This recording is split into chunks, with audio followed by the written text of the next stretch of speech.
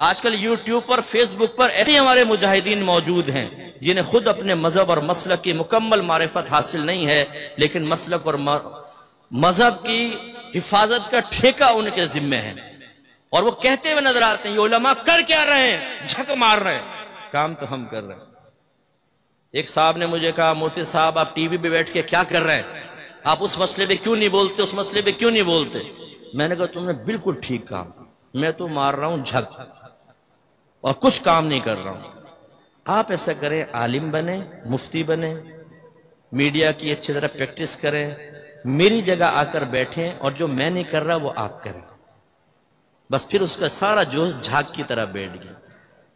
تو علماء کو برا کہنے والے اگر کوئی یہاں ٹناٹن بیٹھا ہوا ہے کہ جو اپنے جوش میں کہتا ہے جس طرز میں میں چاہتا ہوں سنیت کا کام ہو علماء کو بھی کرنا چاہیے، تو بیٹا آپ ہمیں نہ سکھائیں، اگر ہمیں سکھانا ہے تو پھر آؤ ہمارے پاس، ہم تم سے کچھ کویسچن کرتے ہیں اور تمہیں احساس دلاتے ہیں کہ تمہاری سنیت کس درجے پر پہنچی ہوئی ہے، تم ساتویں آسمان کے کس کنارے پر بیٹھے ہوئے وہ ہم بتائیں گے، اور انشاءاللہ وہاں سے ساتویں زمین کے اندر نہ گرو تو ہمارا نام بدل دینا۔ آپ اپنے جوش کی وجہ سے سمجھتے ہیں علماء جھک مار رہے ہیں، وہ چنے کی ریڑیاں لگا کر بیٹھے ہوئے ہیں، آپ کے طرز کو اختیار کیا جائے۔ جب ایک بچہ چھوٹا ہوتا ہے نا، اسے نہیں پتا کہ والد صاحب کیسے کما کر لا رہے ہیں، پورے مہینے کا خرچہ کیسے نکل رہا ہے، اگر بہن کی شادی کرنی ہے تو کیسے بات کرنی ہے، جہیز کیسے جمع کرنا ہے، بیٹے کی بری کیسے جمع کرنی ہے۔ وہ اگر اپنی بڑکے مارے تو ماں باپ کہتے ہیں بیٹا بھی بہت چھوٹے ہو، ذرا بڑے بن جاؤ، حالات دیکھو گے، ماحول دیکھو گے، باہر نکلو گے، سب سمجھ میں آ جائے گا۔ آپ ایک محدود پیمانے پر کام کرتے ہیں، علماء بڑے پیمانے پر کام کر رہے ہوتے ہیں، اور آپ تنقید شروع کر دیتے ہیں، اور اپنی یہ حالت ہے کہ چند کویسچن کر لیں سنیت کے بارے میں تو معلوم نہیں۔ تو ناراض مت ہوں، بلکہ میں اس طرف آپ کو لانا چاہتا ہوں، آپ کے اوپر بھی ضروری ہے کہ آپ دین کو سیکھیں، خدارا گھر سے جہالت کو ختم کریں، عقائد اسلام سیکھیں، عقائد اہل سنت سیکھیں باقاعدہ، اور سیکھنے کا پروسیس 4 سٹیپس میں کمپلیٹ ہوتا ہے۔ یہ میرے فقیر کی اس گناہگار کی درخواست قبول کیجئے گا۔ 4 سٹیپس۔ نمبر 1 غور سے سنیں، نمبر 2 سمجھیں، نمبر 3 ذہن میں یاد کریں، نمبر 4 اس کو بیان کریں۔ ہمارے بہت سارے سنی بڑے بڑے جلسوں میں جاتے ہیں، باہر نکلتے ہیں کہتے ہیں اوئے ہوئے آج تو ایسا بیان تھا، آئے ہائے ہائے ہائے ایمان تازہ ہو گیا۔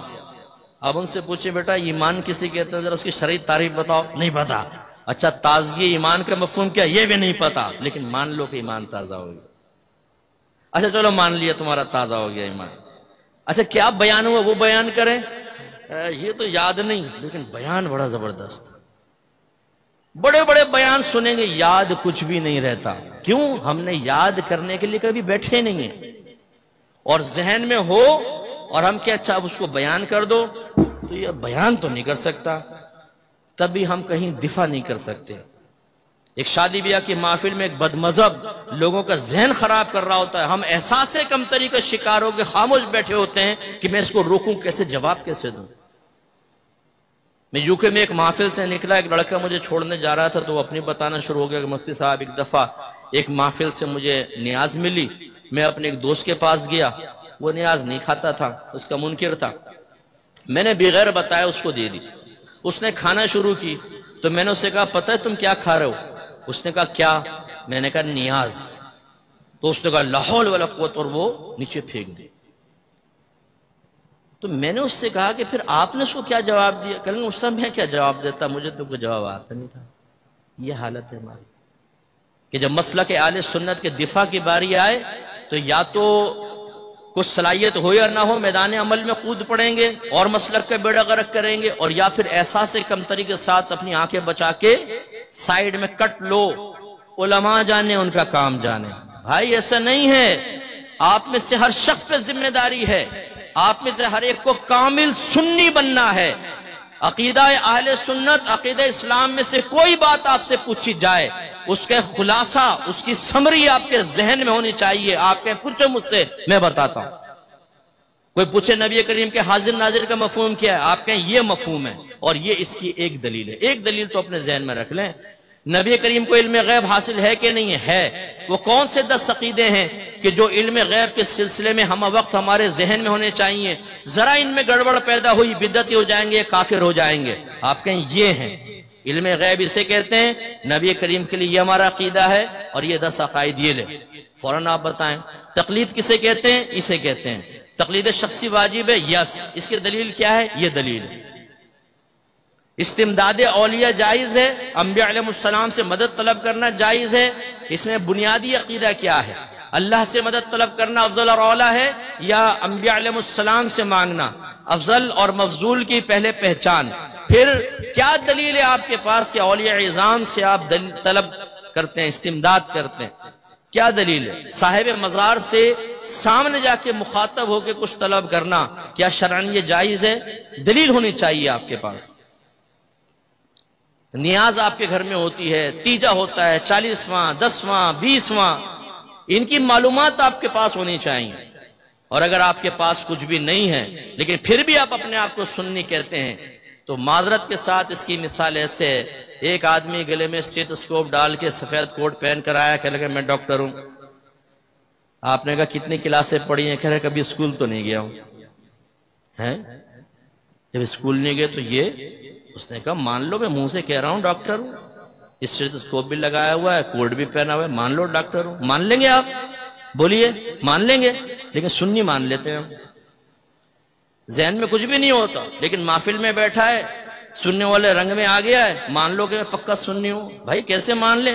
تم نے تعلیم حاصل کی ہے سنیت کی؟ عقائد اسلام کے بارے میں ہم نہیں جانتے۔ اللہ تبارک و تعالیٰ کا انٹروڈکشن پیش کرنا ہو کہ اللہ کون ہے، نپے تلے الفاظ میں بیان کریں جو اس کے تمام چیزوں کا احاطہ کر کے ایک جامع تعریف بنے، تو ہمارا مسلمان سوچ میں پڑ جائے گا اپنے اللہ کا تعارف کیسے پیش کروں، اسلام کا تعارف کیسے پیش کروں۔ تو خدا را ہم اتنا ہی کر سکتے ہیں کہ ہم آپ کے لیے پلیٹ فارم فراہم کریں۔ العلماء ورثۃ الانبیاء، علماء نبیوں کے وارث ہوتے ہیں، جو کام نبیوں کا ہوتا ہے علماء وہ کام کرتے ہیں۔ ہم کوشش کر رہے ہیں کہ وہ کام کریں، اس کے لیے ہم نے ادارے قائم کیے ہیں، اس کے لیے ہم نے ٹیچر تیار کیے۔ یہ سب ہمارے تیار شدہ بچے ہیں، جتنے بیٹھے ہوئے تقریباً یہ ہماری اکیڈمی سے فارغ شدہ ہیں۔ یہ دیکھیں اس اکیڈمی کی ایک اور شاخ کے تیار شدہ ہیں، یہاں کتنے بچے بیٹھے ہوئے ہیں۔ ہم اتنا ہی کر سکتے ہیں کہ ہم تیار کریں، ہم آپ کو پلیٹ فارم دیں۔ اب آپ کا کام ہے کہ آپ اپنے نقص کو دور کریں۔ آپ صحابہ کرام کے طریقے پہ چلتے ہوئے، جسے نبی نے قرآن پڑھا صحابہ نے سنا، آپ سننے کے لیے آئے۔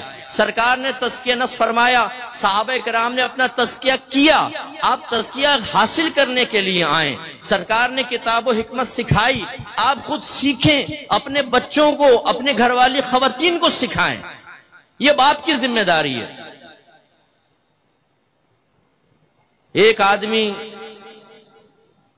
ٹینٹ لگا کر بیٹھ جائے، دوائیاں فری میں آپ لے لیں، بھائی آ کر میں آپ کو چیک کرتا ہوں، ڈاکٹر بیٹھا ہوا ہے، آپ بیمار ہیں، آپ چل کر نہ آئیں اور مر جائیں، بتائیے قصور کس کا ہے؟ وہ تو سب کچھ تیار کر کے بیٹھا ہوا ہے، کیوں نہیں آئے آپ اس کے پاس، وہ علاج نہیں کروایا؟ میدان محشر میں کیا جواب دیں گے آپ اللہ تعالیٰ کی بارگاہ میں؟